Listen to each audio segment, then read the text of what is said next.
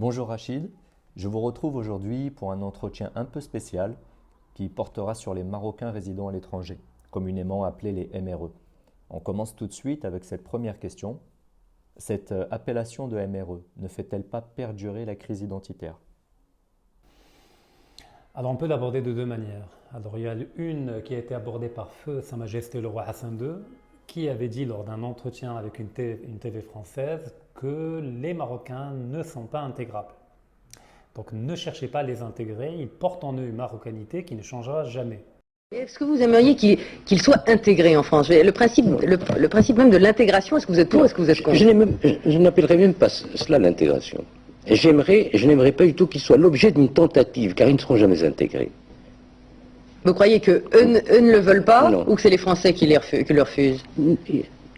L'exprimeront-ils qu'ils ne le pourront pas? C'est possible entre Européens. La trame est la même. Les mouvements européens dans l'histoire ont été Est-Ouest. Et les mouvements humains, la religion, enfin tout un tas de choses. Mais là, c'est un autre continent. Et vous n'en avez que faire. Ce sera de mauvais Français. Ce seront de mauvais Français. Enfin, vous nous découragez de chercher à intégrer. Je vous décourage en ce qui concerne les miens, les Marocains, d'essayer des détournements de nationalité, car ils ne seront jamais 100% français. Ça, je peux vous l'assurer. Alors il y a effectivement du vrai là-dedans, dans le sens où l'identité n'est pas un simple construit que l'on peut réagencer en fonction du pays où on va. Mais c'est une structure mentale que l'on porte avec soi, qui nous définit, qui nous fonde intérieurement, mais qui n'est pas fondamentalement toujours en contradiction avec l'identité d'accueil. Car quand on parle du monde occidental, notamment de la France, on ne parle pas de la France chrétienne de Saint-Louis, mais on parle d'une France fondée sur une idée républicaine, contractuelle, qui exige un minimum d'intégration en termes économiques, mais également en termes de valeurs, et que de ce point de vue, l'identité marocaine est beaucoup moins problématique dans son rapport aux valeurs de la République française que d'autres identités qui sont des fois même diamétralement opposées. Donc le Marocain, dans son identité, contient une forme de souplesse, une forme de pragmatisme qui lui permet d'épouser n'importe quel cadre qui va l'accueillir. Donc après, le problème de l'identité ne concerne pas les Marocains structurés mentalement qui vont en France, qui ont conscience de leur identité, qui est bien construite et articulée, mais concerne les personnes d'origine marocaine qui ont été déracinées de leur culture marocaine et qui n'arrivent pas à intégrer la culture locale. Donc c'est un problème de déraciner et pas un problème d'identité marocaine. D'où le fait que quand on parle des Français de première génération, voire de deuxième génération, il n'y avait pas cette problématique d'intégration. Le Marocain portait en lui une certaine pudeur, un certain respect des voisins, une certaine conformité à la loi, qui travaillait dur, donc il y avait le respect du travail, la valeur du travail, qui ne posait aucunement problème et d'ailleurs qui n'a jamais demandé à aller en France. Il faut rappeler que c'est le patronat français qui est venu chercher dans les années 60, 70 puis 80 des Marocains, des Algériens, des Tunisiens pour aller travailler. Au cours des années 70, les entrées d'immigrés et de leurs familles atteignent un niveau record. Plus de 220 000 entrées par an, essentiellement des Portugais, Marocains ou Algériens. L'État essaye tant bien que mal de maîtriser ces flux migratoires, mais ils obéissent surtout à la loi du marché, l'offre et la demande. Et la demande reste forte. Les patrons sont satisfaits de leurs services. Exemple, Francis Bouygues, entrepreneur parisien, qui employait à l'époque dans son personnel 80% d'immigrés. Les étrangers sont des gens qui ont beaucoup de qualités. Et ils ont une qualité fondamentale, pour moi employeur, qui a toute ma sympathie, c'est que s'ils viennent chez nous, c'est pour travailler. Et à la base, ce sont des gens très courageux. Par contre, ils ne parlent pas notre langue, ils ne sont pas tellement qualifiés, et puis ils viennent avec une idée en tête, c'est d'amasser un pécule et de nous quitter quand ils auront un pécule suffisant. Donc, ça n'est pas une main-d'œuvre stable, et c'est une main-d'œuvre que nous ne pouvons pas former, et nous n'avons pas l'espoir que si nous la formons, nous pourrons la conserver. Donc c'est plutôt avec la progéniture de cette première génération, puis la troisième génération, qui est devenue problématique du fait du déracinement par rapport à l'identité première. Donc oui, Feu Sa Majesté le Roi avait raison de dire qu'ils ne sont pas intégrables, mais le fait qu'ils ne sont pas intégrables ne signifie pas qu'ils ne peuvent pas s'adapter à la culture locale et en être une composante parmi tant d'autres et adhérer aux valeurs les plus fondamentales de l'identité française, qui sont des valeurs globalement qui procèdent d'un monothéisme qui globalement est très similaire. parce que la France est peut-être laïque, elle est structurée par un certain nombre de valeurs laïques, franc-maçonnes, etc. Mais derrière, si on creuse un peu, il y a encore le substrat catholique chrétien qui structure mentalement l'inconscient collectif des Français et qui est le lieu de jonction avec un autre monothéisme bien compris, marocain, malékite, pas le salafo-wahhabisme qui est en train d'envahir autant les pays arabes que la France, qui lui est problématique. Donc de ce point de vue, le problème c'est un problème de déracinement et pas un problème d'inadéquation des cultures. L'islam est donc une religion monothéiste qui vient clore, selon ses adeptes, la révélation déjà reçue par les Juifs puis par les chrétiens. Les musulmans représentent environ un quart des croyants dans le monde, soit plus d'1,5 milliard de personnes réparties sur tous les continents. La Oumma Islamia, la communauté islamique, est bien sûr très nombreuse au Moyen-Orient et en Afrique du Nord, mais ce premier ensemble géographique ne regroupe en fait qu'environ 20% des croyants musulmans.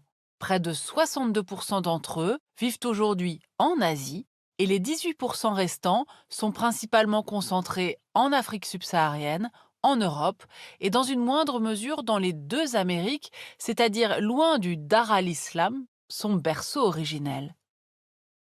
Les chiites représentent aujourd'hui 10% des musulmans de la planète. Ils ne sont majoritaires qu'en Iran, en Azerbaïdjan, en Irak et à Bahreïn, mais forment d'importantes minorités disséminées en Asie centrale et dans l'ensemble du Moyen-Orient. Un Moyen-Orient qui reste donc largement dominé par le courant sunnite, qui regroupe lui 90% des musulmans du monde actuel. Notons enfin que sunnites et chiites se répartissent à leur tour en différentes écoles, courants et sensibilités, parfois très opposés les unes aux autres. En Arabie saoudite et au Qatar, par exemple, les monarchies au pouvoir s'appuient sur une première mouvance particulièrement rigoriste et puritaine de l'islam, le wahhabisme. Après, bon, les MRE, si on veut les définir, on peut les définir comme une diaspora, même si le terme n'est pas tout à fait adéquat, parce qu'en général, les diasporas sont le fruit d'un drame historique ou d'une rupture. C'est des gens qui quittent un pays en raison d'une guerre, en raison d'un traumatisme collectif, ce qui n'est pas tout à fait le cas des Marocains. Donc les Marocains peuvent être assimilés à une diaspora dans le sens où ils constituent un bloc avec un dénominateur commun, mais ils ne sont pas un collectif qui a conscience de lui-même. Donc la conscience communautaire d'exister en tant que bloc communautaire qui fonde une diaspora n'existe pas chez les Marocains.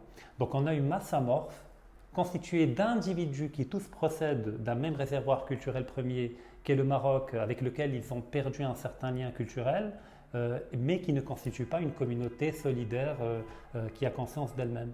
Donc les Marocains résidant à l'étranger, c'est une masse amorphe de citoyens à mi-chemin entre le Maroc et entre la France, qui ne sont ni totalement enracinés dans la culture marocaine, ni totalement intégrés dans l'identité française. Et c'est là la vraie problématique. D'où le fait qu'un Marocain qui va étudier en France ne pose pas problème. Il y va en tant que Marocain, il porte sa marocanité, il se conforme à la loi en France, il n'est pas dans une logique de provocation vis-à-vis de la culture française, il est bien accueilli et il revient dans son pays d'origine. Mais s'il décide de rester, la deuxième et troisième génération qui va en découler, si jamais la famille ne joue pas son rôle de transmission de l'identité, ça va devenir problématique. Vous avez parlé tout à l'heure du patronat français. Est-ce que vous pouvez préciser le cadre historique de cette émigration ? Disons que l'Europe a connu, en tout cas l'Europe occidentale a connu une hémorragie démographique due aux deux guerres mondiales, la première, la deuxième, et entre les deux, il y a eu la grippe espagnole et la crise de 29 qui part des États-Unis, mais qui a touché profondément l'Europe. Mais après la Deuxième Guerre mondiale, il y a eu la conjonction de la convergence de différents facteurs qui ont enclenché une dynamique économique qu'on appelle les 30 glorieuses, avec des taux de croissance extrêmement élevés, avec le plein emploi. Et donc pour entretenir une croissance en permanence au-delà de 4-5%, mais avec un plein emploi, il faut chercher la main-d'œuvre ailleurs. Parce que les gains de productivité par le Fordisme, etc., ont fini par atteindre rapidement leurs limites. Et donc on est allé chercher au Maghreb une main-d'œuvre, un prolétariat de bas étage en réalité pour les tâches les plus ingrates, pour pouvoir entretenir la machine de croissance économique durant les 30 glorieuses, qui finira par prendre fin à la fin des années 70 avec le tournant néolibéral au Royaume-Uni, Thatcher, Reagan aux États-Unis, puis Mitterrand et et le revirement à droite qui l'a précédé. Et c'est là, comme par hasard, qu'on commence à parler d'identité, de problèmes d'intégration, un problème qu'en réalité, on a tout fait pour inventer. Parce que quand on a fait venir la main-d'œuvre du Maghreb, on ne les a pas intégrés dans une logique de mixité sociale. On n'a pas fait un travail d'accompagnement en termes de codes sociétaux, en termes de culture, en termes de langue, mais on les a embarqués dans des HLM, dans des quartiers périphériques, en entretenant un entre-soi qui finit par dégénérer en stagnation en quelque sorte et une forme de dégénérescence. Donc, d'où le fait qu'ils ne sont ni totalement intégrés en France, ni totalement enracinés au Maroc. Parce qu'on les a fait venir au départ avec l'idée qu'ils reviennent chez eux, mais après avec le rapatriement familial qui a été autorisé, parce qu'on a vu dans cette population-là une main-d'œuvre qui peut se reproduire sur elle-même et fournir en permanence de la main-d'œuvre au patronat, d'autant plus qu'on était vers la fin de l'Union soviétique, que le vote communiste qui faisait peur au patronat et qui était prédominant au niveau des banlieues n'existait plus, et donc ça devenait juste une masse amorphe à qui on a donné les moyens de se reproduire sur elle-même pour fournir en permanence un lumpen prolétariat et un prolétariat à l'industrie et au capital français. Il fut un temps où l'exil était un grave châtiment. Alors finalement, émigrer, n'est-ce pas s'infliger volontairement cette peine? Tout à fait. Alors, dans l'histoire de l'humanité, depuis le néolithique, depuis l'invention de l'agriculture, s'est mis en place graduellement un rapport dialectique entre sédentaires et nomades. Et donc le nomadisme est à mettre en perspective avec les flux migratoires permanents. On parle de migrants, on ne parle même plus d'émigrés ou d'immigrés, parce que l'émigré ou l'immigré, c'est quelqu'un qui part vers un endroit où il va s'enraciner, et puis l'autre, il quitte un endroit pour... Alors là, on parle de migrants, avec l'idée de mouvement perpétuel, de mouvement permanent, derrière une forme de réinvention d'un nomadisme, d'un néo-nomadisme, au service du capital en tant que variable d'ajustement du marché du travail qui peut basculer d'un endroit à un autre en fonction des impératifs du capital. Et le problème avec le nomadisme et avec l'éloge que l'on fait de la migration et du mouvement, c'est que le nomadisme et la sédentarité ont fini historiquement par faire émerger deux conceptions fondamentalement différentes de la morale. Du côté du nomade, d'ailleurs Bernard Lugan l'explique très bien dans le cas africain, la morale du nomade est fondée autour de la ruse. Pourquoi? Parce que les nomades étant toujours minoritaires démographiquement, du fait que leur démographie doit être alignée sur celle du bétail, sinon ils bouffent tout le bétail, ils crèvent de faim, et ben la ruse est ce qui permet de préserver le groupe, c'est-à-dire d'éviter les affrontements directs, les confrontations directes avec des pertes humaines. Et donc le fait d'attaquer quand les hommes ne sont pas là, pour piller et pour voler les femmes, le fait de fuir dès que la confrontation commence pour se replier dans le désert, fait partie des valeurs fondamentales d'une culture nomade. Donc c'est la ruse, la fourberie que l'on retrouve au niveau d'un certain peuple actuellement au niveau mondial. L'autre morale qui émerge au niveau des sédentaires, c'est la valeur de la verticalité et de l'héroïsme. Car l'agriculteur qui travaille la terre, si la terre est menacée par un ennemi qui veut l'envahir, si l'agriculteur fuit, en perdant la terre, il perd tout. Donc il a un devoir de verticalité, d'affronter l'ennemi, d'héroïsme, une terre qui s'inscrit dans une généalogie, qui doit léguer à la génération qui est à venir. Et donc au fait, quand on parle aujourd'hui de ces deux modalités, on parle d'une morale et d'une anti-morale en réalité. Donc quand on fait l'éloge aujourd'hui de la migration, non pas comme exil, comme ce fut vécu pendant des milliers d'années, mais comme étant quelque chose de souhaitable, au fait, on est en train de déconstruire ce qui a fondé la morale sédentaire pendant des milliers d'années pour opérer un remplacement moral par une anti-morale en réalité qui correspond à l'élite dominante aujourd'hui, qui prône le déracinement, qui prône la déconstruction. Et donc effectivement, quand certains me disent « oui, mais dans l'histoire de l'islam, il y a une étape majeure qui est l'exil vers Médine, ce qu'on appelle l'hijra ». Mais quand on entre dans le détail, on voit que ça a été vécu par les compagnons du prophète et par le prophète comme étant une violence. Et durant tout le passage à Médine, ils ont vécu avec la nostalgie de revenir à la Mecque, qui était leur terre patrie. Et d'ailleurs, l'ennemi qui est désigné dans le Coran, l'ennemi premier, c'est-à-dire les gens de Quraysh, de la Mecque, ils sont accusés de quoi? D'avoir contraint ou tenté de contraindre les musulmans à abandonner leur foi et de les avoir chassés de chez eux, de leur patrie. Donc il y a deux crimes abominables, les plus abominables dans le Coran de ce point de vue. C'est le fait de contraindre quelqu'un à abjurer sa foi et le fait de le chasser de sa patrie, d'une manière ou d'une autre. Et donc quand on voit les rapports de force à l'échelle mondiale au niveau économique, avec les redéploiements capitalistiques, les logiques de délocalisation, etc., eh ben, les gens ne partent pas de leur plein gré. Et on crée des schémas de déstabilisation politique dans des États, des schémas de coups d'État, de précarés de zones d'influence, d'exploitation brutale de matières premières, qui fait que les gens qui partent partent dans une logique d'exil en réalité. Mais on cherche à envahir leur imaginaire pour le présenter comme étant une aventure, comme étant vive le métissage, vive le cosmopolitisme, le mouvement c'est bien, l'enracinement c'est pas bien, il faut déconstruire les frontières. Donc il faut l'inscrire dans le cadre idéologique global qui la contient. Donc la migration n'est pas un phénomène autonome, mais c'est l'une des modalités par lesquelles on déracine les gens et on déconstruit leur identité. Mais il faut bien faire de la propagande et le vendre comme étant quelque chose de souhaitable et de défendable. Et des gens finissent par être aliénés et par y croire. Croire qu'effectivement le mouvement c'est génial et que l'enracinement c'est le fascisme, c'est le totalitarisme, c'est pas bien. Donc c'est une entreprise idéologique qui est déployée à une échelle mondiale aujourd'hui, mais qui ne correspond pas uniquement à une logique économique. Et donc il y a la logique économique, l'armée de réserve du capital, etc. Marx l'explique très bien, le fait de remplacer un Yankee par 3 Chinois pour baisser les salaires, mais il y a une logique réellement beaucoup plus profonde, c'est-à-dire une logique idéologique de destruction et de déconstruction des peuples et des nations. Oui, tout à fait, mais comme on est dans l'idée d'enracinement, est-ce que vous pouvez définir l'idée de nation et l'idée de patrie ? Alors, en général, au niveau journalistique et médiatique, on utilise souvent les deux comme étant des synonymes. C'est un peu comme éthique et morale. Mais de mon point de vue, là je donne une définition qui m'engage, j'établis une distinction fondamentale entre les deux. Pour moi, la nation est une construction politico-juridique ou juridico-politique. Elle est fondée sur un contrat, elle est le produit de la modernité et elle n'est pas fondée moralement. C'est-à-dire qu'au Maroc, on a tous une carte nationale, une carte d'identité nationale, qui est notre marqueur d'appartenance à la nation marocaine. Le violeur a une carte nationale et le pieux honnête a une carte nationale.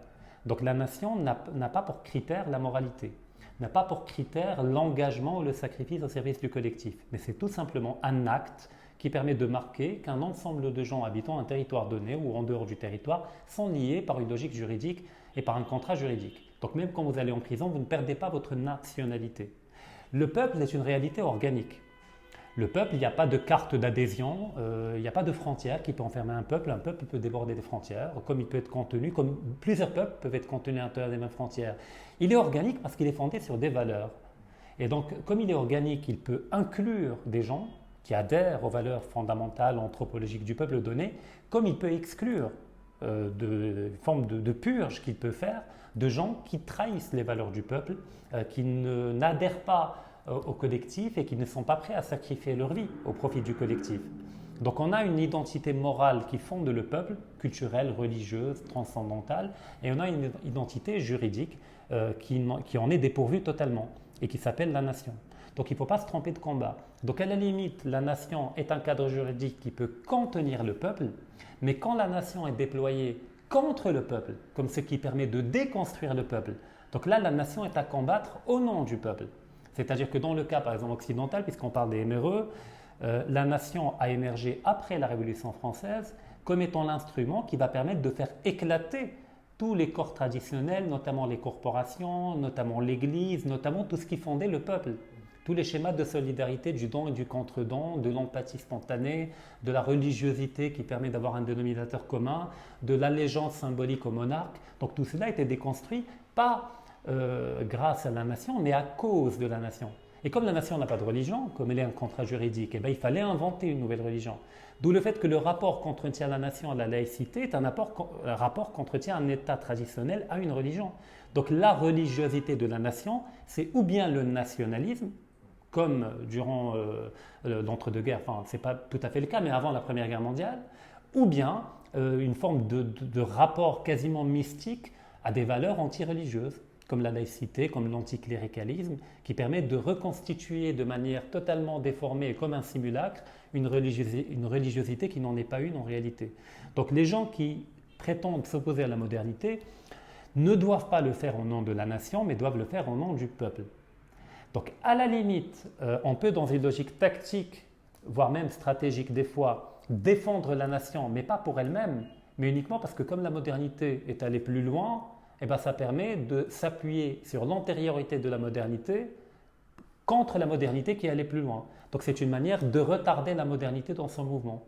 Parce que la nation a été engendrée par la modernité, mais aujourd'hui elle n'est plus moderne, puisque la modernité cherche à la déconstruire, au profit de l'individualisme, de la société liquide, etc. Donc le combat premier, c'est le peuple. Le combat secondaire, c'est la nation, comme pour retarder la modernité. Mais le but, c'est de défendre le peuple. Alors dans le cas de Snowden, est-ce qu'on peut dire qu'au nom de ses valeurs patriotiques, il lutte contre sa nation? Snowden, c'est un peu plus compliqué. Il est plutôt en lutte contre un système. Parce que dans le cas des États-Unis, il n'y a pas de peuple. Il n'y a que la nation. Donc la problématique ne se pose pas. C'est un État moderne, d'accord, qui a à peine moins de 3 siècles, qui n'a pas été fondé autour d'un peuple, mais qui a été fondé autour d'un projet, qui est le projet protestant de la destinée manifeste, etc., avec une logique de projection de l'Ancien Testament sur la Nouvelle Terre, qui serait la terre promise, la Nouvelle Jérusalem, etc. Donc ça a été fondé sur un contrat de type protestant et pas sur un peuple. Il n'y a pas de peuple américain, il y a une nation américaine. Donc cette problématique se pose au niveau des peuples enracinés, qui ont des milliers d'années, voire des siècles derrière, et qui, étant confrontés à la modernité, se sont vus imposer le concept de nation et qui ont perdu relativement ou totalement leur identité de peuple. Donc le cas des États-Unis, c'est un cas très particulier. Qu'est-ce que gagne le Maroc dans cette émigration de masse? Pas grand-chose, en tout cas il perd, ça c'est évident. Parce qu'on perd des gens talentueux, parce qu'il n'y a pas que les gens qui vont travailler comme ouvriers, il y a des gens qui font des carrières de médecins, des carrières de chercheurs en Amérique du Nord, en Europe. Donc effectivement c'est une hémorragie en termes de talent. Mais en même temps, ça peut constituer un avantage dans le sens où les gens qui partent faire leur carrière dans le monde occidental sont des gens qui gardent la nostalgie du retour, une forme de désir, de sentiment d'arrachement et de désir de revenir un jour. Donc ils entretiennent cet espoir-là. Et donc cet espoir doit trouver un homologue de l'autre côté. C'est-à-dire que de notre côté, du côté marocain et de l'État marocain, eh ben, les conditions d'un retour ne sont pas réussies. Un Marocain qui réussit une carrière de chirurgien à New York, s'il revient au Maroc, bah, croyez-moi, il va être déçu définitivement, il ne reviendra jamais. Et donc il y a tout un travail qui doit être fait en amont pour créer un cadre adéquat afin de pouvoir rapatrier ces gens-là qui n'attendent que l'occasion de revenir au Maroc et de contribuer à l'émergence d'un Maroc puissant, fort et prospère. Donc pour l'instant, ce n'est qu'une perte de cerveau, une perte démographique, une perte de gens porteurs d'une vitalité, d'un vitalisme et qui veulent avoir une vie, qui veulent contribuer à créer de la richesse et que l'on perd systématiquement. Donc pour l'instant, on ne gagne rien, mais la tendance peut être inversée. Après, l'autre avantage, c'est qu'ils offrent au Maroc une visibilité. C'est-à-dire en étant présents partout et en réussissant ici et là, ils démontrent qu'il y a un génie marocain qui peut-être ne s'exprime pas pleinement sur les territoires marocains, mais qui apporte la preuve vivante que s'il a les moyens minimaux pour réussir, eh bien, il peut briller et il peut porter une carrière, une vie, etc. Et donc c'est une visibilité pour le génie marocain. C'est également un élément du soft power marocain, parce qu'effectivement, ces gens-là, comme ils portent le Maroc dans leur cœur, s'ils peuvent défendre les intérêts du Maroc là où ils sont, s'ils peuvent les faire bouger, ils le feront. Mais là encore, ils sont répartis comme une masse amorphe, totalement désarticulée, et ils ne sont pas fédérés autour d'une mise commune qui ne doit pas procéder d'eux, mais qui doit procéder de l'État marocain, qui doit leur proposer de s'inscrire dans un coprojet et les organiser en communauté, sans pour autant les mettre en conflit avec leur nation d'accueil. D'ailleurs, les deux ne sont pas fondamentalement antinomiques. D'autant plus que le Maroc n'est pas un État belliqueux, n'est pas un État qui risque d'entrer en guerre avec le pays de départ des MRE. Donc la question de la double allégeance ne se pose même pas de ce point de vue. Est-il possible de se soumettre à Dieu et en même temps se soumettre aux instances laïques, voire carrément aujourd'hui laïcistes? Non, alors on ne peut pas avoir deux maîtres. Ça c'est évident, du côté coranique comme du côté évangélique chrétien, catholique ou orthodoxe, l'homme ne peut avoir deux maîtres. Dieu et l'argent ne peuvent pas être mis au même niveau, de même que Dieu et l'État. Par contre, on peut se conformer aux deux, ce qui ne veut pas dire la même chose. C'est-à-dire on peut se soumettre à Dieu, au commandement de Dieu, à la volonté de Dieu, tout ce qui est en rapport avec la compassion, l'amour, la solidarité, le devoir de verticalité, le courage, l'honnêteté, et se conformer aux lois, ce qui n'est pas la même chose que de se soumettre. C'est-à-dire la conformité, elle est formelle. La soumission, elle implique une adhésion profonde à la chose même, à l'identité même de la chose. Donc une loi peut être inique, je peux la percevoir comme étant désacralisée, comme étant des fois même anti-religieuse, mais je m'y conforme parce que tout simplement je n'ai pas le choix et ça me permet d'avoir une intimité religieuse personnelle et d'entretenir un lien transcendantal avec Dieu. Donc se soumettre non, mais se conformer à la loi tout en se soumettant à Dieu, oui. Mais après il y a des points de bascule. C'est-à-dire quand le seuil de tolérance du croyant est atteint, c'est-à-dire quand la loi va trop loin dans l'étouffement du croyant, et bien là il y a une rupture et un déchirement. C'est-à-dire on nous amène à trancher. Parce que l'idée christique de rendre à César ce qui appartient à César et à Dieu ce qui appartient à Dieu, c'est ce qui fonde ce que je suis en train de dire. Oui, mais à un certain moment, quand rendre à Dieu devient impossible parce que César devient hégémonique, là c'est compliqué. Soit on convertit César, soit on se révolte contre César, mais on ne peut pas se soumettre aux deux. On a vu avec l'affaire Biden que les élections peuvent être manipulées, voire truquées. Avec le Covid, que l'opinion des peuples peut être façonnée par les médias. Avec Trump, que le peu de liberté d'expression peut facilement être muselé. Comment déjouer toutes les manipulations politiques, gauche et droite? Déjà, il faut que les Marocains résidant à l'étranger se reconstituent une culture politique profonde. Et de comprendre que la politique, ce n'est pas uniquement une question de discours, mais c'est une question de contenu idéologique, de rapport au monde, de manière de voir le monde, et de comprendre que le vote, aujourd'hui plus que jamais, n'est pas uniquement un vote politique, mais c'est un vote géopolitique. Quand on vote pour un candidat, on vote pour une vision du monde, pour des schémas de rapport de force, ou bien pour des schémas de soumission, et il faut savoir qui est soumis à qui, et donc il faut avoir également une culture géopolitique minimale, avec une conscience politique. Et de comprendre encore plus en profondeur que par-delà le politique et le géopolitique, la vraie bataille qui se joue aujourd'hui, même au niveau électoral, c'est la bataille métapolitique. C'est-à-dire la bataille sur le champ culturel, sur le champ des idées, sur le champ métaphysique, qui s'affrontent à travers des candidats, qui est la forme incarnée de cette lutte métapolitique. Et donc on ne peut pas se fonder uniquement sur le discours qui passe à la télé ou sur le journal TV pour choisir un candidat. Et que des fois ne pas voter est une manière de rejeter toute l'offre politique qui ne correspond pas à notre combat métapolitique, qui peut-être est ailleurs. Et d'ailleurs, c'est tout le travail que fait Égalité et Réconciliation, qui après avoir tâtonné, tenté d'aider le Front National, aujourd'hui le Rassemblement National, a vite compris que le Rassemblement National s'est inscrit dans un schéma de trahison et de soumission, uniquement dans une logique d'accéder à quelques leviers de pouvoir tout à fait marginaux en réalité. Le vrai pouvoir n'est pas à Paris, il est ailleurs. Elle passe la barrière des médias, on la laisse dire des choses intéressantes sur l'économie, parce qu'elle va assumer devant l'histoire, en tant qu'extrême droite, la responsabilité de la montée de l'anti-islamisme. Or, il y a deux forces en France, comme dans le monde d'ailleurs, qui sont anti-islam. C'est Israël, parce qu'il faut que le conflit de civilisation puisse sauver ce pays qui n'est plus sauvable par les droits de l'homme, l'anticolonialisme et l'antiracisme. Voilà. Et aussi le réseau laïque français, qui est très puissant, qui s'appelle le réseau maçonnique, qui est une église sans révélation, mais qui est une église. Et cette puissance laïque qui a détruit le catholicisme veut maintenant empêcher l'islam de prendre pied. Et que ce que fait Égalité et Réconciliation avec d'autres, c'est un travail de métapolitique. C'est un travail sur le terrain du concept, sur le terrain de l'idée, sur le terrain de l'idéologie donc par conséquent, et sur le terrain du champ culturel. Et donc ça réclame une technologie, au sens profond du terme, c'est-à-dire le fait de développer des plateformes alternatives, une maison d'édition alternative comme Contre-Culture, le fait de développer des schémas de solidarité, de commerce dans un schéma circulaire, autonome et autarcique qui n'a pas besoin fondamentalement du système, mais également ce qu'il reste à faire, c'est de développer des plateformes digitales alternatives. Donc de créer un Facebook dissident, de créer un Twitter dissident, un YouTube dissident. Qu'aujourd'hui, on voit bien qu'il y a une purge généralisée qui est en train d'être déployée à partir des États-Unis, mais également de l'Europe, à l'échelle de tous les réseaux, pour invisibiliser toute prétention à formuler quelque chose d'alternatif par rapport aux détails les plus infimes même. Parce que le système paraît omnipotent et hégémonique, mais en réalité c'est un géant en pied d'argile. Il est fondé sur un ensemble de mensonges. Et qu'il suffit d'un petit éveil d'une masse critique de population pour que tout le système finisse par s'écrouler. D'où son autoritarisme actuel et d'où les démarches de purge qui sont opérées. Et donc il faut être capable, dans le cas occidental, de créer une forme d'État dans l'État, mais intégralement virtuel, qui échappe au contrôle policier, qui échappe au contrôle physique. Et donc il faut mener également un combat technologique contre l'ordre établi. Et surtout qu'il y a une profondeur stratégique qui aujourd'hui est offerte aux dissidents. Il y a la Chine, il y a la Russie, il y a des pays où il y a des plateformes qui se développent. Et donc il faut profiter de cette fenêtre d'opportunité géopolitique pour opérer un redéploiement à l'Est, en quelque sorte, comme étant une profondeur stratégique qui permet de lutter contre l'occupation hégémonique, néolibérale, mondialiste et fondamentalement antipopulaire et antireligieuse. Alors qu'en est-il du deux poids deux mesures entre l'islam et le judaïsme ?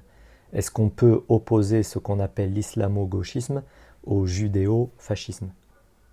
Alors je serai prudent avec le fascisme, parce que c'est un mot qui est un peu galvaudé, et que, me concernant, le fascisme n'est pas un mot péjoratif. D'accord ? C'est une idéologie qui a émergé dans un contexte italien très particulier et qui a permis à l'Italie, dans les années 20, et qui a permis à l'Italie de dépasser ses propres contradictions entre un nord industrialisé, un sud agraire, avec une classe moyenne émergente qui ne se retrouvait pas dans les idéologies de l'époque, et donc l'idéologie fasciste et l'idéologie qui a permis à la classe moyenne italienne, tout en gérant ces contradictions, d'entrer dans la modernité politique. À travers ce que Mussolini qualifiait lui-même de démocratie qualitative, qu'il oppose à la démocratie quantitative.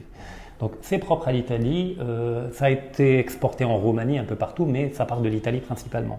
Par contre, on peut parler de judéo-suprématisme. Là, c'est plus pertinent, là on est dans la dimension de la race, de l'ethnie, du tribalisme, où on est dans une vision archaïque du monde, et tout ce qui est archaïque n'est pas toujours beau et n'est pas toujours défendable. Il y a du défendable dans l'archaïque, qui nous fonde, parce que je rappelle que arché en grec veut dire le commencement, comme dans archéologie, veut dire également le commandement, comme dans monarchie, monoarché, ou dans archange, c'est-à-dire le commandant des anges. Donc le commencement commande le devenir et le déploiement. Et il y a des bons commencements, il y a des mauvais commencements. Et quand on projette dans le cadre contemporain et moderne une logique fondamentalement tribale, hiérarchique, vengeresse, et tyrannique, et ça produit un logiciel qu'il est impératif de combattre à tous les niveaux. L'islamo-gauchisme est un néologisme que l'on a inventé pour établir des similarités, des proximités cognitives entre la postmodernité américaine, des campus américains, qui part d'un certain gauchisme et d'une certaine foucaulterie, où on reprend les déconstructionnistes et la French Theory, pour établir une forme d'armée de Spartacus avec les musulmans que l'on va présenter comme une minorité, qu'on va raciser, qui est également victime du privilège blanc, qui est également victime du patriarcat pour les femmes voilées, et donc de créer une armée de Spartacus en rassemblant toutes les minorités pour faire un front commun des minorités contre la majorité patriarcale, blanche, enfin tout le blabla qui va avec. Mais dans les faits, ça n'existe pas l'islamo-gauchisme. Il y a l'islamisme, oui, c'est un problème autant en France qu'au Maroc, que quasiment dans tous les pays arabes. Le frérisme musulman est un projet de déconstruction des nations également. Donc comme je le dis, la plupart des pays arabes ont deux ennemis objectifs et réels. Il y a la modernité libérale et il y a le salafisme et le frérisme musulman. Salafo-wahhabisme et frérisme musulman. Et en France, on a importé la même problématique. Donc les Français patriotes enracinés identitaires sont confrontés à deux ennemis, la modernité libérale et l'islamisme. Et le gauchisme, c'est un peu le laboratoire de la modernité libérale, c'est l'avant-garde de la modernité aujourd'hui. Alors quand on dit postmodernité, j'ai déjà défini. Pour moi, la postmodernité n'est pas un paradigme autonome, c'est la phase terminale et autophagique de la modernité. C'est quand la modernité se met à se déconstruire elle-même. Et il n'y a pas de proximité cognitive réelle. Mais on établit ce rapprochement, mais en réalité, il est établi par qui? Il est établi par la droite sioniste. D'accord? Parce que le sionisme enraciné, territorial, celui d'Israël, pas celui de George Soros, celui-là, il part de l'idée qu'au fait, on a deux ennemis, pourquoi ne pas vendre l'idée qu'ils sont en fait alliés, nos deux ennemis? Comme ça permettra de fédérer beaucoup de forces et de les orienter, de les canaliser contre nos deux ennemis, que sont la modernité sorosienne, du cosmopolitisme, et l'islamisme, que l'on a instrumentalisé à un certain moment, que l'on a sponsorisé, mais qui maintenant devient un peu problématique, et qui ferait un bouc émissaire génial. Et donc désignons une alliance que l'on va inventer de toutes pièces pour la vendre comme étant l'ennemi objectif de tous les Français, pour que les Français les combattent, pour que nous n'ayons pas à le faire. Donc en réalité, au fait, c'est un peu l'état-major qui envoie les soldats aller mourir sur le tranché, contre un ennemi fictif et totalement illusoire, qui n'existe pas réellement. Qui n'existe pas réellement en tant que bloc, mais qui existe réellement séparément. Et concernant le deux poids deux mesures dans les médias? Là, c'est la hiérarchie communautaire. C'est-à-dire quand même, on a une communauté qui, par un schéma d'entrisme, par le fait qu'elle est une minorité, parce que la minorité a l'avantage de la proximité cognitive, parce que plus la masse d'une communauté est grande, plus les valeurs se diluent, se dissipent, et le champ d'empathie commence à s'atrophier, à diminuer au niveau de la périphérie. Quand on a une minorité organisée, fondée autour d'un logiciel métaphysique, le champ d'empathie est maximal, d'autant plus qu'il est fondé sur une appartenance tribale. C'est une religion fermée, ou relativement fermée, il y a des phases historiques où elle s'ouvre, comme avec les Khazars ou au Maghreb, mais c'est un religion fermée, une religion tribale. Ce n'est pas le Dieu de l'humanité, c'est le Dieu d'Israël. Donc de ce point de vue, ils ont tous les ingrédients pour pouvoir percer, en profitant des fois de la naïveté des peuples qui les accueillent, en profitant des fois des fragilités produites par l'histoire, de guerre, crise, etc., pour faire de l'entrisme et de créer une forme d'État dans l'État qui finit par gravir les échelons au niveau médiatique. En fait, ils sont tous gramsciens.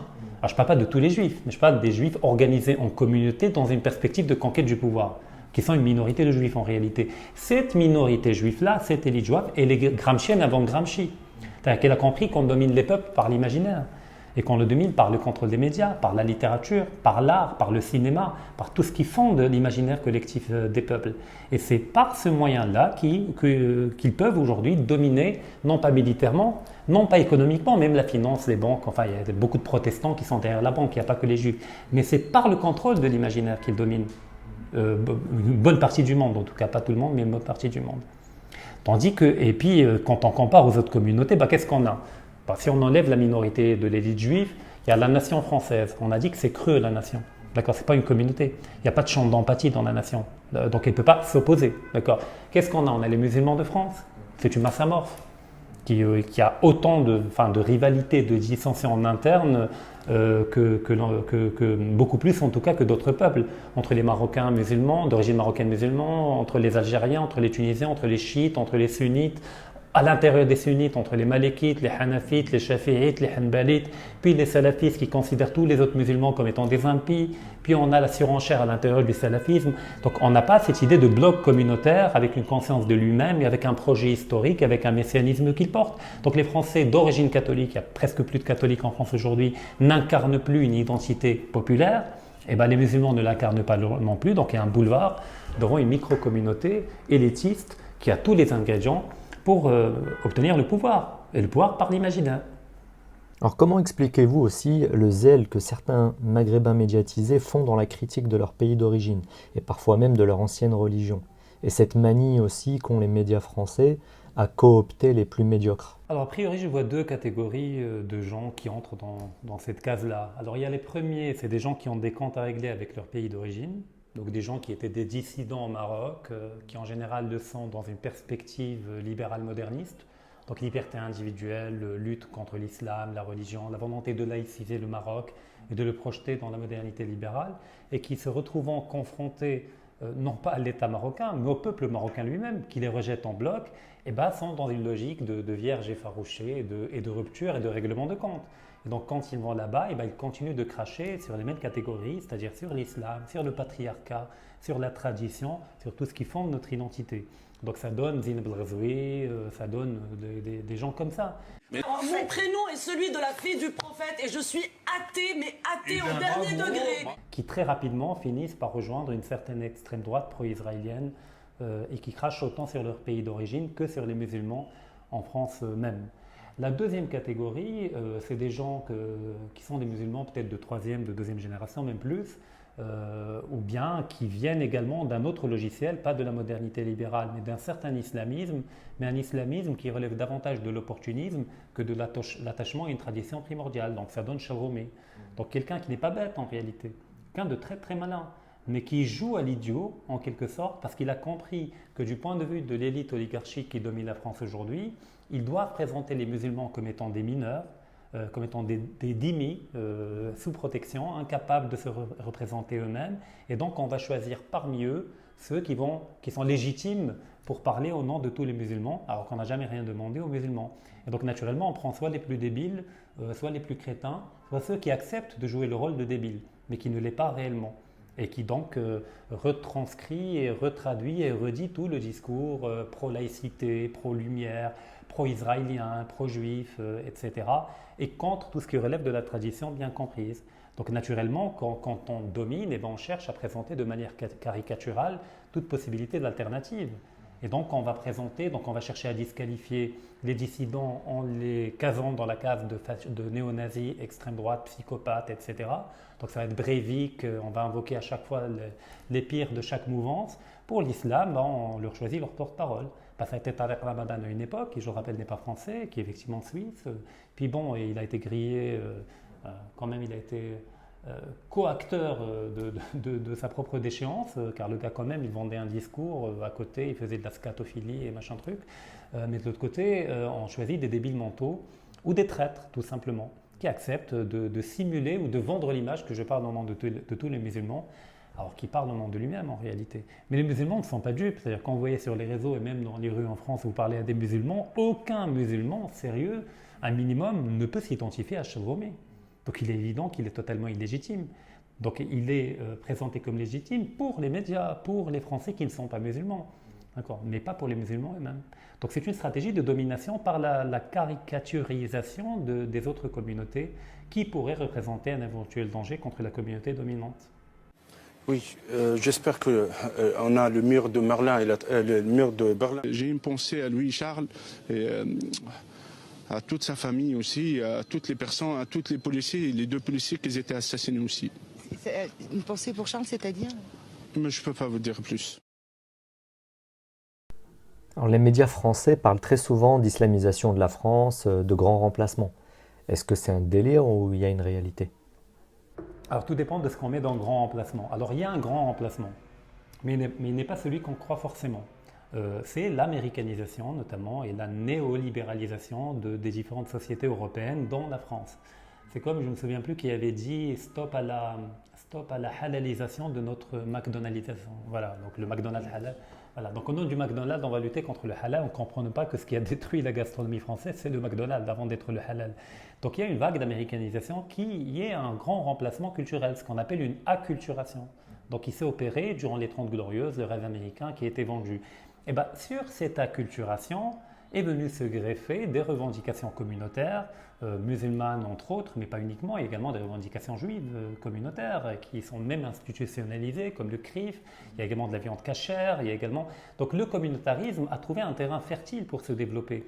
Mais ce terrain fertile a été rendu possible par la déconstruction de l'identité et de la culture française, notamment par l'imaginaire marchand, par la culture marchande qui a envahi l'imaginaire des Français, qui a atomisé le peuple français en faisant des individus totalement atomisés, autarciques et autoréférentiels, qui n'arrivent pas à se penser comme étant un collectif avec une profondeur historique, avec un héritage qu'il s'agit de préserver, avec une culture gréco-romaine, avec un héritage catholique, avec une scolastique, avec une théologie. Donc tout cela étant évacué, eh ben on a des ruines sur lesquelles n'importe qui peut venir et bâtir et formuler n'importe quelle revendication communautaire. Donc le grand remplacement, le plus dangereux, il est là. Après, est-ce qu'il y a un grand remplacement ethnique ou démographique? J'irai pas jusqu'à parler de grand remplacement, mais disons qu'il y a un problème de démographie que l'on peut voir de 2 manières. Alors il y a premièrement l'immigration incontrôlée qui est effectivement problématique, mise en concurrence des pauvres avec les pauvres, tirer les salaires vers le bas, dans un contexte de chômage structurel et important, c'est problématique et il faut lutter contre l'immigration incontrôlée et pas intelligente. Mais on peut voir, et puis après il y a le métissage, le mariage qui est également problématique quand il est sponsorisé par une idéologie et pas le fruit d'expériences individuelles contre lesquelles j'ai rien. Mais il y a une autre manière d'aborder, parce que là c'est la manière du bouc émissaire. Ah, vous venez, vous êtes trop nombreux, vous avez une fécondité élevée. Mais le vrai problème, c'est que du côté des Français de souche, entre guillemets, eh ben, il y a un problème de fécondité, d'accord, dû à l'individualisme, dû à l'éclatement des identités collectives qui font que les couples français ne font pas d'enfants, font un enfant, maximum 2 enfants.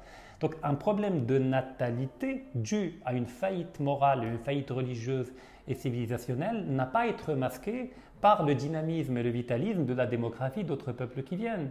Donc le meilleur moyen de lutter contre le grand remplacement, c'est effectivement premièrement arrêter l'immigration incontrôlée, mais deuxièmement rassembler à nouveau tous les ingrédients de nature à relancer la fécondité des Français et des Occidentaux. Mais le problème, on ne peut pas le décréter.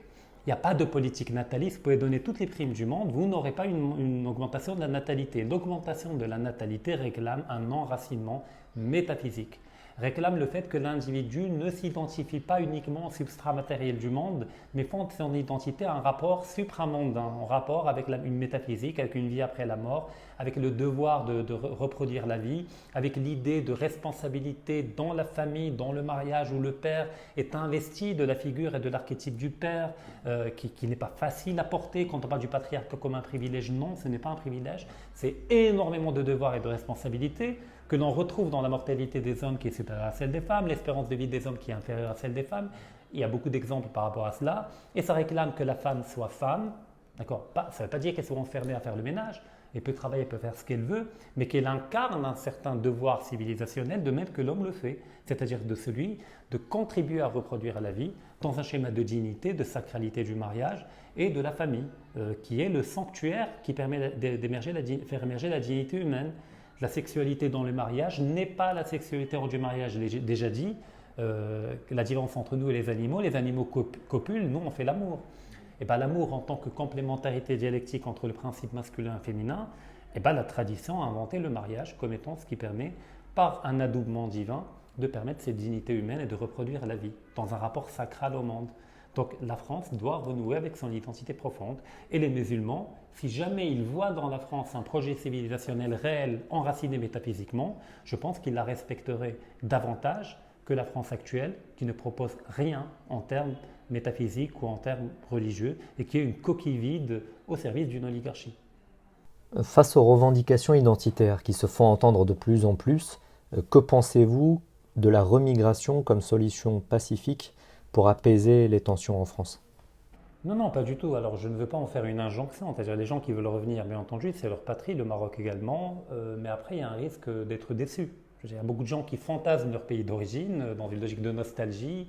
Et comme la France ne leur offre pas un référentiel civilisationnel, ils finissent par fantasmer de manière hypertrophiée leur culture d'origine. Et bien, quand ils y reviennent, ils découvrent un autre monde. Ils découvrent des inégalités économiques, du chômage, de la pauvreté, du clientélisme, de la corruption, de la cooptation. Ils finissent par être totalement dégoûtés. Donc l'idée n'est pas forcément de leur demander de revenir massivement au Maroc. C'est un choix individuel, donc on n'a pas à leur donner d'injonction morale. Mais le problème n'est pas là. Le problème de la France ou de l'Europe n'est pas la présence des musulmans ou de personnes d'origine musulmane, mais c'est le vide dont j'ai parlé tout à l'heure. C'est leur incapacité à intégrer intelligemment, sans exiger un effacement identitaire total des gens qui viennent d'autres cultures, qui est à l'origine du problème.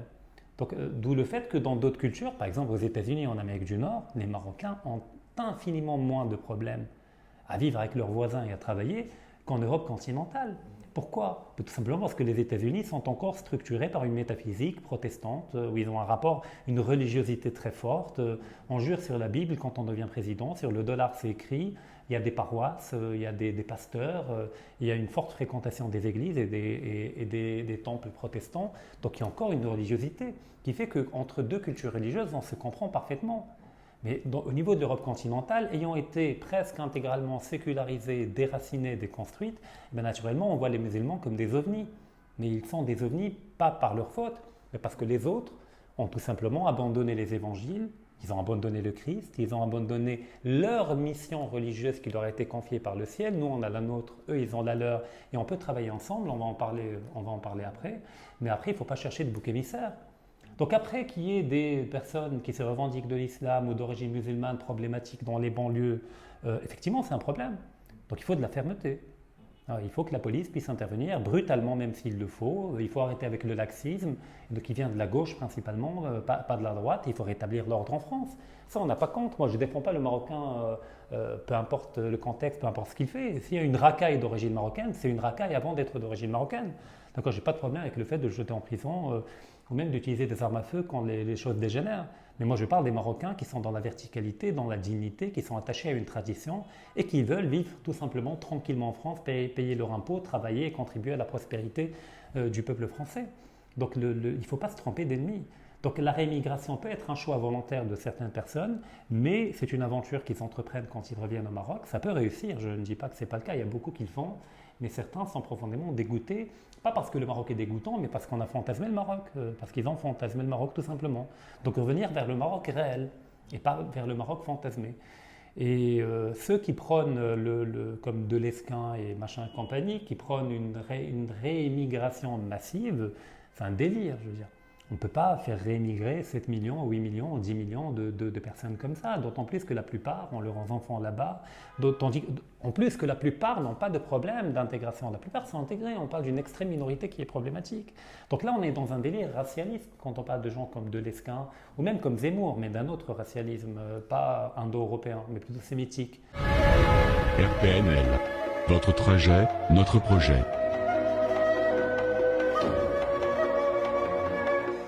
D'où le fait qu'il y a des mouvements beaucoup plus intelligents, alors on a déjà parlé, ER, qui s'inscrivent en négatif par rapport à cette perspective-là.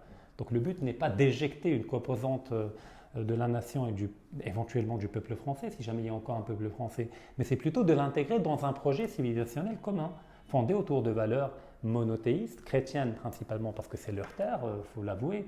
Et donc le musulman doit faire un effort également de respect de la religion locale et de la culture locale, mais il faut déjà que la France redevienne chrétienne, ce qui n'est pas le cas.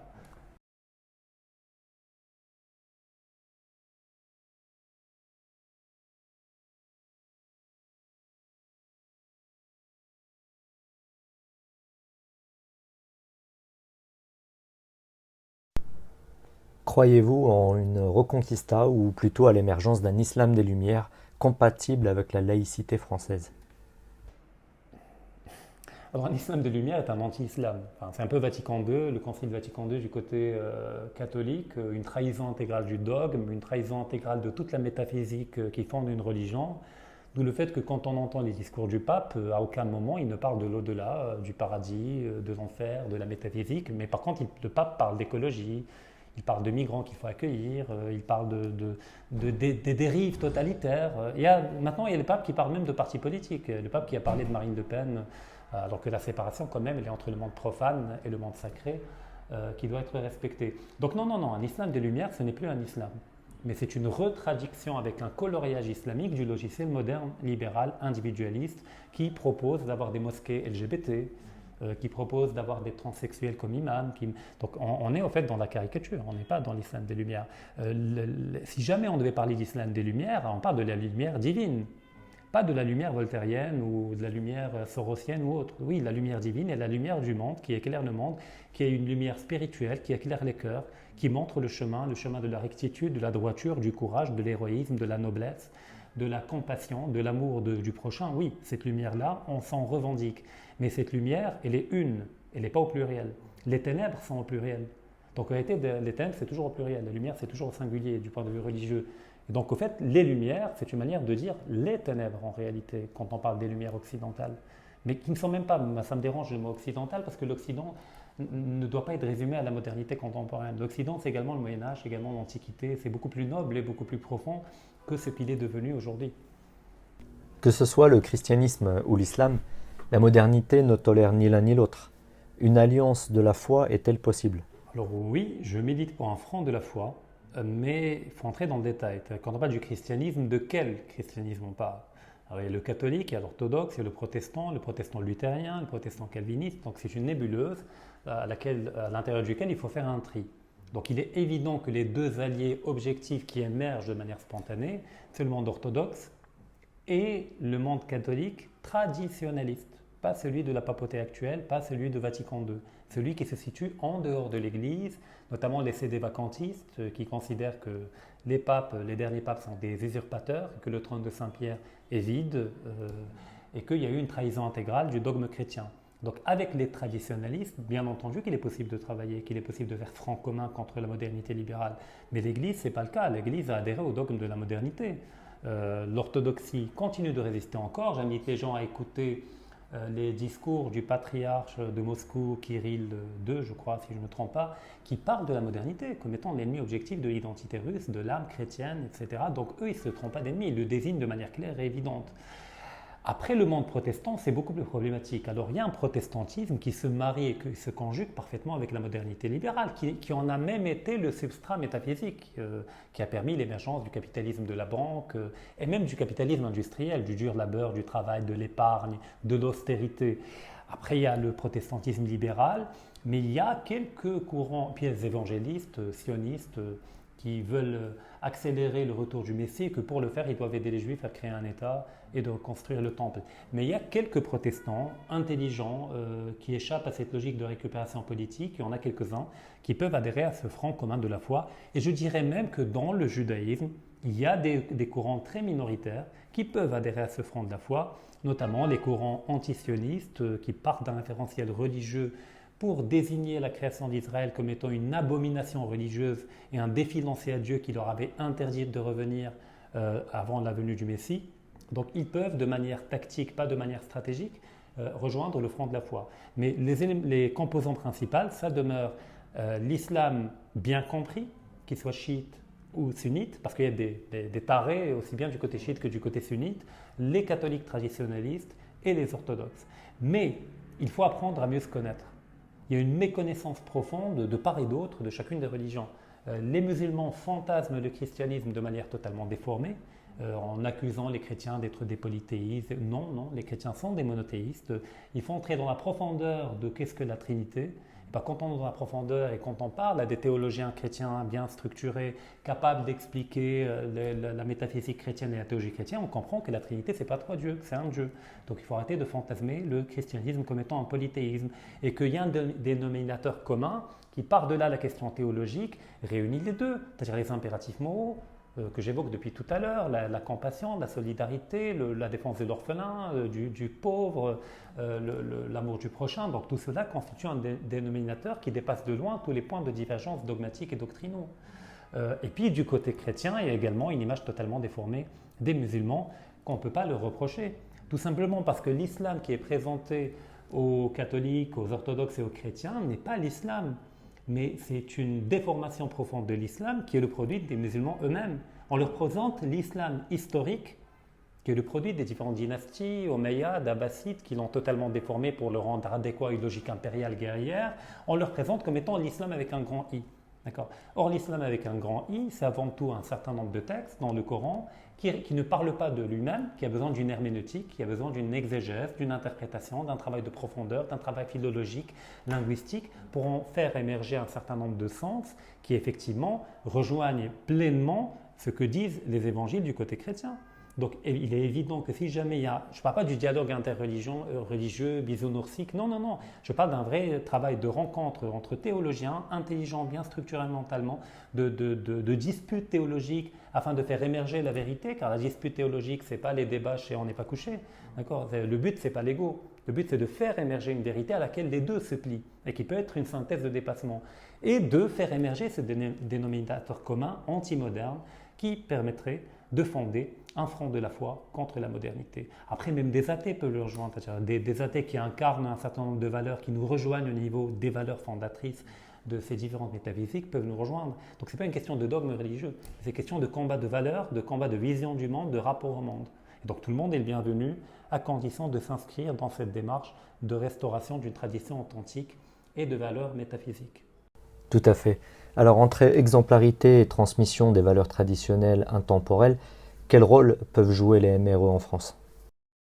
Déjà de redécouvrir leur islam authentique, ça serait une première démarche, de ne pas tomber dans le piège du salafo-wahhabisme, du daïchisme ou du frérisme musulman qui offre un islam clé en main, où il n'y a pas d'herméneutique, il n'y a pas d'interprétation, de comprendre que le texte n'a pas été interprété une fois pour toutes et que le texte religieux, qu'il s'agisse du Coran ou des évangiles, est un texte vivant, un texte organique qui contient une infinité de sens, mais qu'il dévoile à chaque époque de manière différente. Donc il a besoin d'être réinterpréter en permanence et d'autoriser le texte à se révéler en permanence.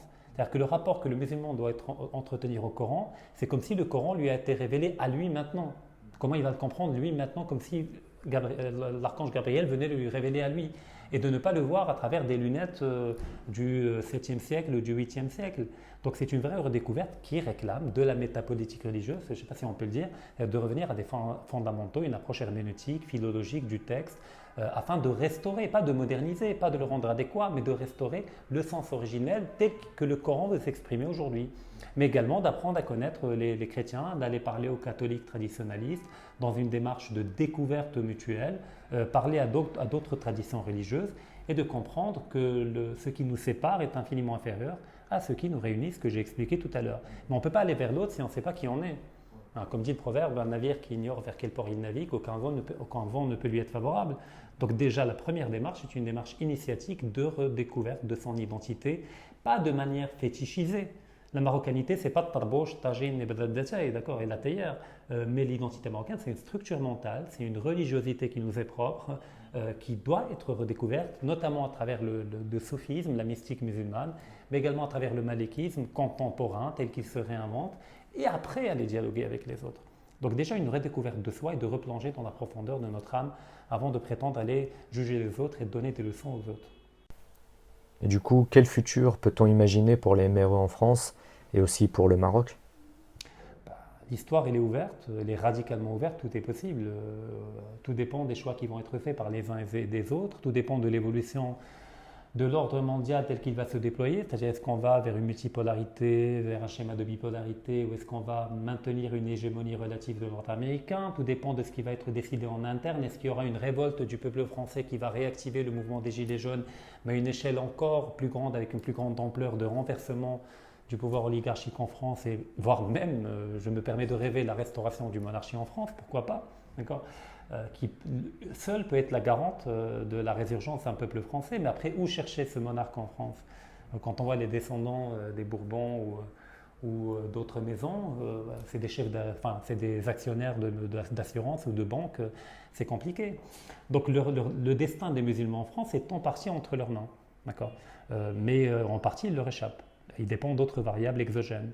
Donc peut-être déjà en établissant des liens et des rapprochements avec d'autres traditions religieuses, déjà ça permettrait d'élargir le bloc de solidarité et de ne pas se retrouver livré comme un bouc émissaire, comme une victime sacrificielle par l'oligarchie au reste du peuple français qui a une image caricaturale et déformée de l'islam.